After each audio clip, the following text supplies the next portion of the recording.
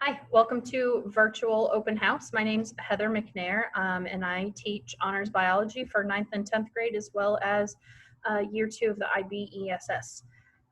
So let me give you a little bit of information on what your students are seeing and what we're tackling in class, and a little bit of logistics about each course and how to navigate Schoology. Here's my main contact information. H. Mcnair at marietta-city.k12.ga.us. That's my main line of contact. Do not hesitate to contact me if you have any questions or concerns. You can also call my phone number here. This is my direct extension, and you can leave a voicemail there if it's during course hours, and if not, I will try and answer as I can. If you do leave a message, then I will get back to you within the next day or so. The best route to contact me is probably through email for a faster point of contact. However, I will say after school hours, I do have a very rambunctious 2.5-year-old. So from the time we get home until about 8:30 or so, we're doing dinner and bedtime and bath time and playtime and everything. So it will probably be after 9 p.m. if I do get back to you on that day. Here's my schedule. So on A days and B days, the 10th grade honors biology class meets every day. So I'll see them every day for one semester. They'll move on to honors chemistry next semester. And then you can see I've got 3 sections of the 9th grade honors bio. And then on B day during 3rd block, I have my IB environmental systems class. Morning and afternoon office hours. Fridays are by appointment only. So from 8 to noon, I can also be available depending on if we have meetings or not that day. So as long as students contact me ahead of time, not usually the morning of on Fridays, but as long as they contact me ahead of time, we can usually set up and schedule some time. So this can be for group tutoring, it could be for one-on-one. Either way, we can work it out, whatever will meet the needs of the students. Zoom links can be found at the top of each class page. So as soon as you open our course page, I'll show you exactly where to navigate to find this, but this is the opening page that all students will see.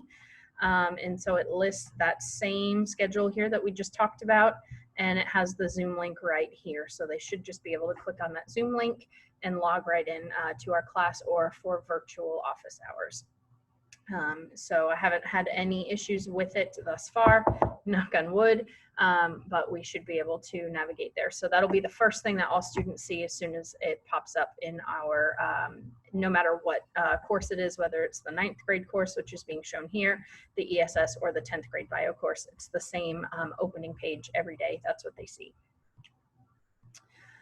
Every week we have a week by week folder that I go by, and so the weeks will be scheduled. We're in the first unit, so unit 1 is all red, and so all of the folders that correspond are also going to be red. It helps me kind of stay organized, hopefully help some of the students stay organized. Once they go into the weekly folder, they're going to see an agenda for what will be happening that week and some due dates. So Monday, Tuesday, depending on what day they meet. Mondays are A days, Tuesdays are B days. Same thing with Wednesday and Thursday. Wednesday A day, Thursday B day. So they took a quiz. We talked about protein structure. We watched a short little video about it. They did a little lab demo that I filled, so they were able to collect and analyze some data and tell me some unknown solutions based on the observations that they made. So this is a good way for students to kind of stay organized and a quick check-in for every week when they open it.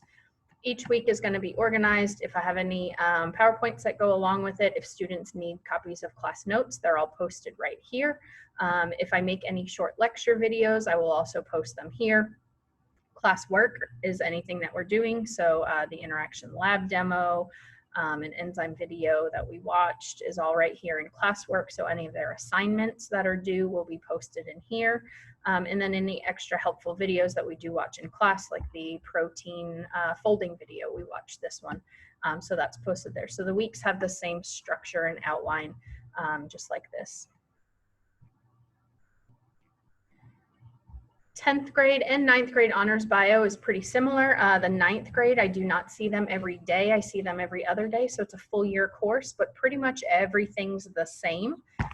We might go at a little bit slower of a pace because they don't have as strong of a science background in terms of what we expect here at the high school. So the 9th grade does go a little bit slower, but I pretty much have the same information on here for their syllabus. So this will apply to both 9th and 10th grade. Aspen categories, in terms of grading, you'll see F, S, or P possibly.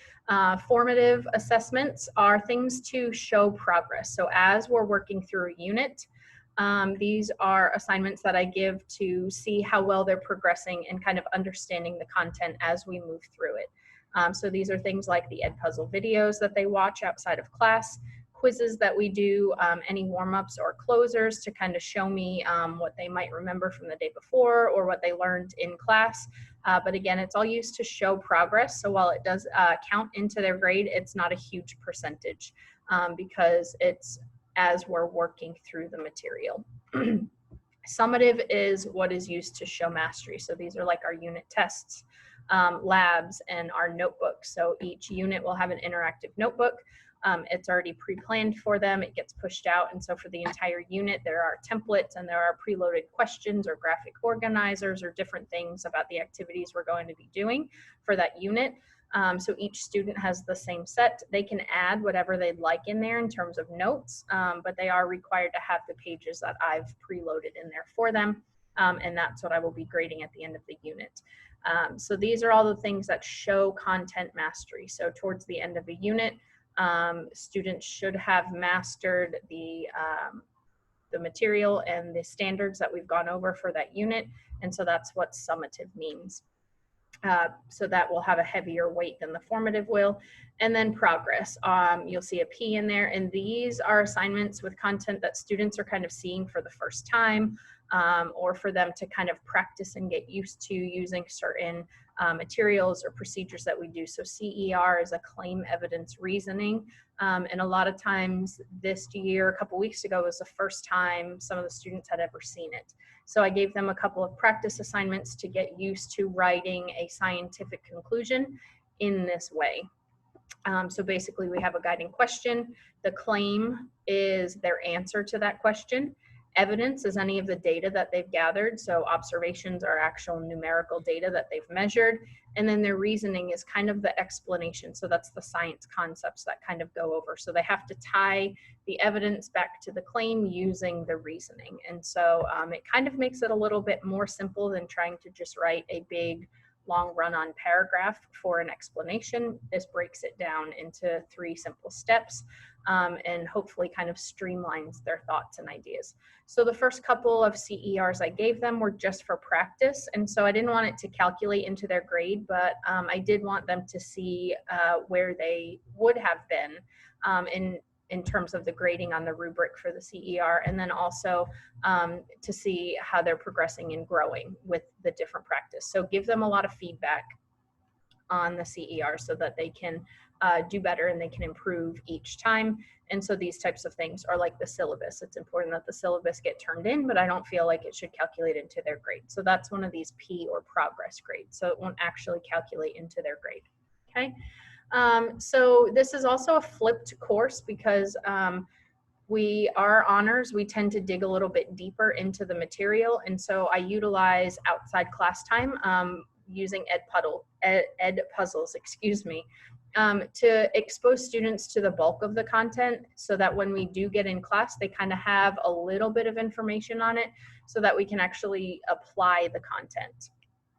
So Edpuzzle is required of all students. It is a weekly grade for them. So I'll assign a set number of videos for each week. For the 10th grade, it is weekly, and so there's no more than 20 or 25 minutes total of all the videos. So that could be 2 videos or that could be like 5 or 6, but there's no more than 25 minutes or so each week.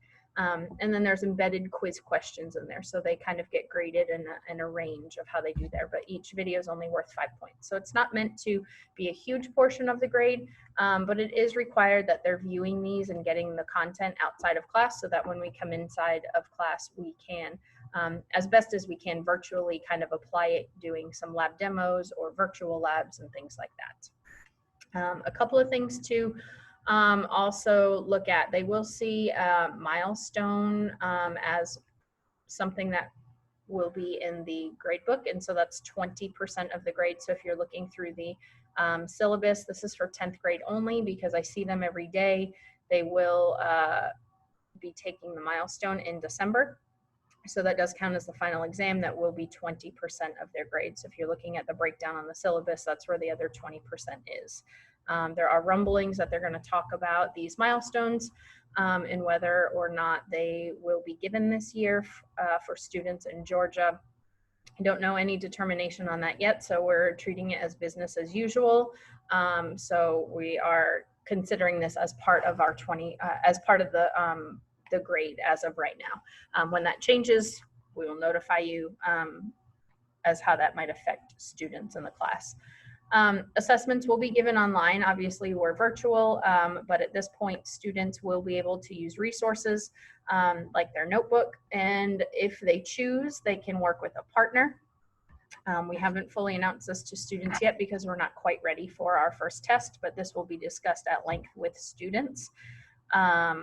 However, there's really no way for us to give an online assessment and not have students look up answers or use other resources and things like that. It's just impossible for us to monitor 30 plus students on a Zoom over the time period for an assessment. And so we have designed the assessments that require use of these resources, and so that we can work kind of around those the points of contention that we might have. So basically our thought process was, what could a student do that I would consider cheating on the assessment if I gave it online? And we basically designed the assessments to require use of those things. So using their notebooks or using some of the activities we've done in class to use as reference in the assessment. They have to use some of that stuff as we're building these assessments. We're pulling pieces of stuff we're doing in class in there. So that's the way we're kind of working around that.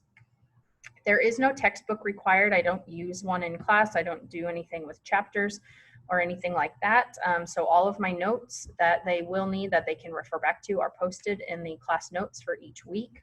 And then we do kind of give a comprehensive unit review at the end for them before the test. So all of that stuff is given to them up front. However, there are copies of textbooks available. If any student would like one to use as reference or studying, just let me know, shoot me an email, or have your student let me know during class and we can get that set up for you. Missing work you'll see as an M in the grade book. It will be calculated as a 0. So this is important to know that this is very, very, very different than in the spring when missing work was not an actual thing. So we kind of put it in as pending, seeing as we got sent home from school, very, very, very abruptly in March.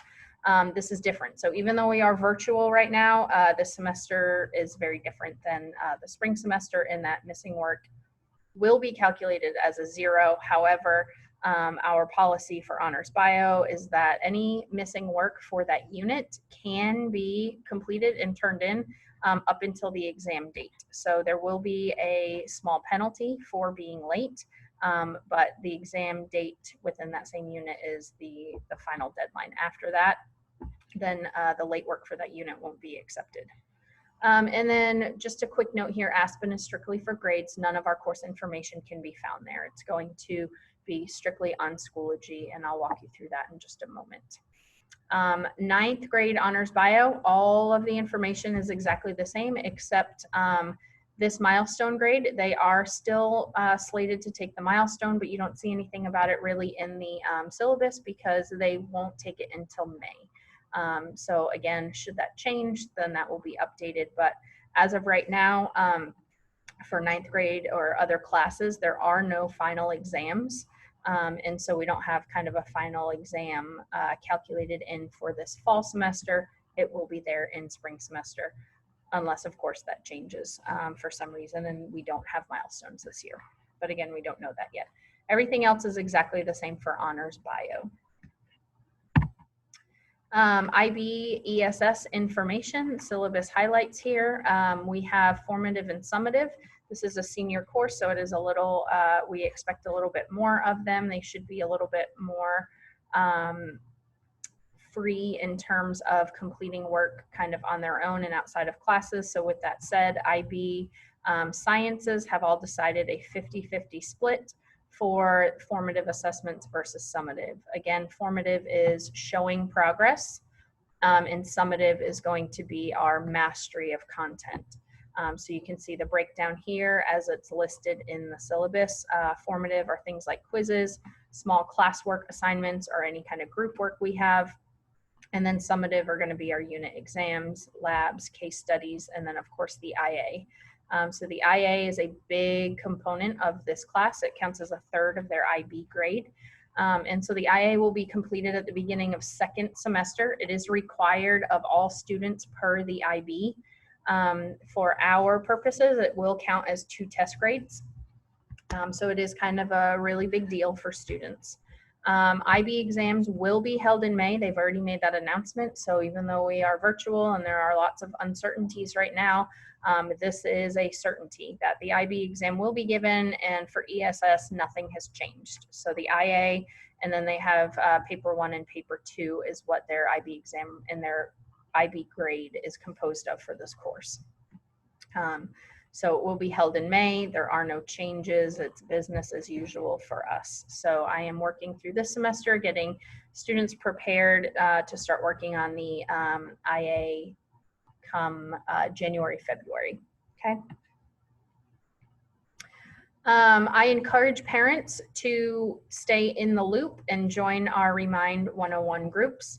And so this is probably the best way for students to contact me, and they are utilizing it, and they are utilizing it very well. So I do appreciate that. I do have it broken up by course. So all 9th grade honors bio, you can text this number. So you type in 81010, and then this is what you type in as like the body of the text. So this is what you send as the message. So it's at Mcnair bio 9 for 9th grade. And then you can see 10th grade is at H Mcnair bio. And this one makes me sound real fancy here, but it's at Mcnair ESS. So keep up with Schoology as well. Login information should have been emailed to you, so you can actually access it just as the students would. If you need this information, don't hesitate to contact me or the front office. If I can't get you set up, then I will find somebody who will. And then using this QR code, you can scan this, and the instructions are there for you. So I'll pause this for just a second and let you scan this. But this is information that got sent out in an email about a week and a half ago to parents, and it was also posted for students. But it is just some general information that I collected from students and parents, as well as a syllabus acknowledgement. So there are a couple of things. So I went over the highlights there, but you can scan this if it is not complete, and you can see this in Aspen. If it is missing for your child, that means I have not gotten this information yet. So you can scan this with your phone, and then you can, it will bring you right to the form that I would like for you to fill out.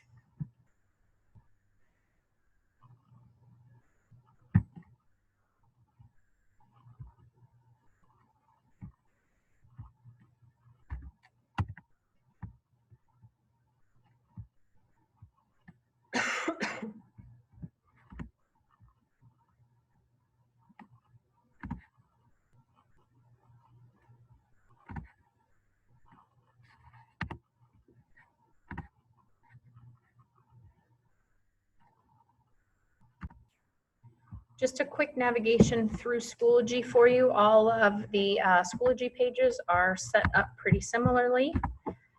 So you can see here, I'm going to log into our honors bio for 9th grade. So this is what they would see. So any kind of upcoming assignments here that I have due dates for will pop up here on the right side of their screen. Again, this is what all students will see with the Zoom link and my schedule here that will pop up first thing every time. So when we get here, important class documents, if you want to review the syllabus, my teacher information page, if you need any of that, is posted here, as well as other resources for students, a link to our standards, any of the Edpuzzle class codes, that kind of stuff is here. Remind 101 class codes are here as well. CER, so we use these a whole lot as well. So any of these resources or general class documents can be found there for students. And then the only other folder that they see is this course curriculum. So this is our week by week. All of these gray ones are unpublished right now, so I can see them, but students don't see this. So the only thing they have that pops up right now is our Unit 1 folder. And then it's going to be structured week by week. So each week has the date, so they kind of know where we are. And then each week will pop up again, and we see the agenda for that week, and then they can find all of their resources there. So hopefully that helps. I thank you for joining us today. I thank you for coming to Virtual Open House. Please do not hesitate to contact me if you have any questions, and I look forward to a great semester.